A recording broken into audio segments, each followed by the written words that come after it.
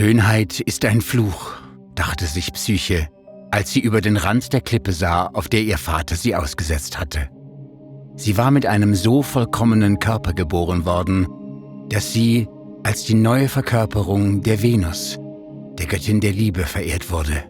Aber menschliche Liebhaber waren zu eingeschüchtert, sich ihr zu nähern.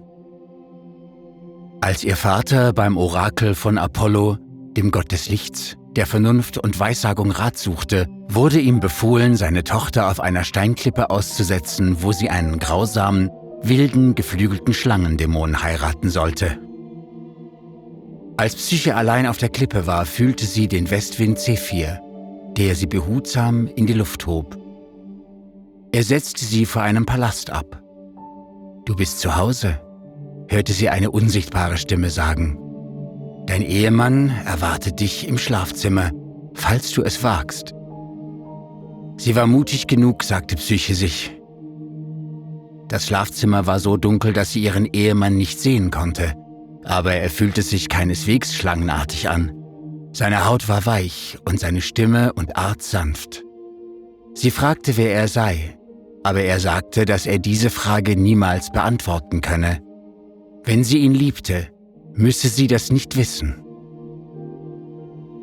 Seine Besuche wiederholten sich Nacht um Nacht. Schon bald war Psyche schwanger. Sie freute sich, war aber auch hin und her gerissen. Wie konnte sie ein Kind aufziehen, ohne seinen Vater gesehen zu haben? In jener Nacht nahm Psyche eine Öllampe und näherte sich ihrem schlafenden Mann. Es war der Gott Amor, der Götter und Menschen mit dem Stich seines Pfeils veranlasst, einander zu begehren.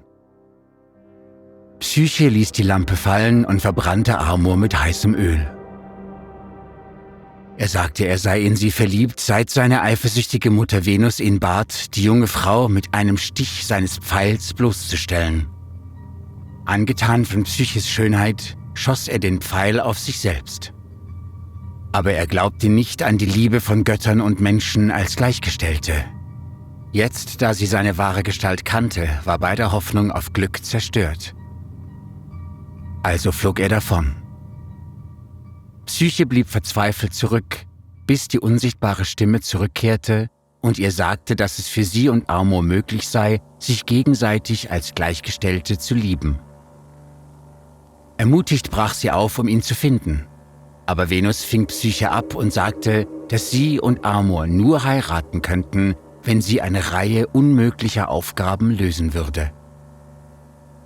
Erst sollte Psyche einen riesigen Berg Samen innerhalb einer einzigen Nacht sortieren. Gerade als sie die Hoffnung aufgab, hatte eine Kolonie Ameisen Mitleid und half ihr bei der Arbeit. Sie bestand die erste Prüfung und sollte Venus als nächstes das Vlies des goldenen Schafs bringen, das den Ruf hatte, verirrte Abenteurer auszuweiden.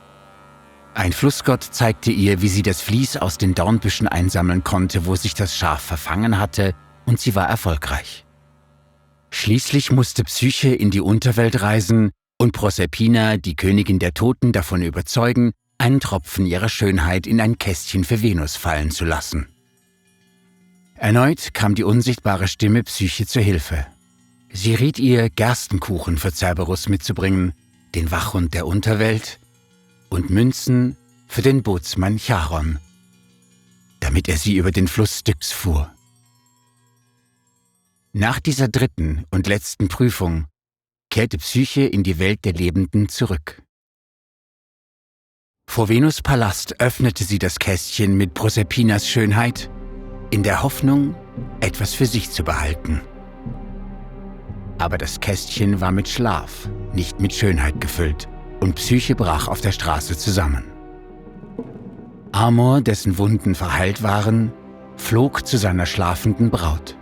Er sagte ihr, er sei im Unrecht und töricht gewesen. Ihre Furchtlosigkeit vor dem Ungewissen habe bewiesen, dass sie mehr als gleich waren. Amor gab Psyche Ambrosia, den Nektar der Götter, der sie unsterblich machte. Kurz darauf gebar Psyche ihre Tochter. Sie nannten sie Voluptas.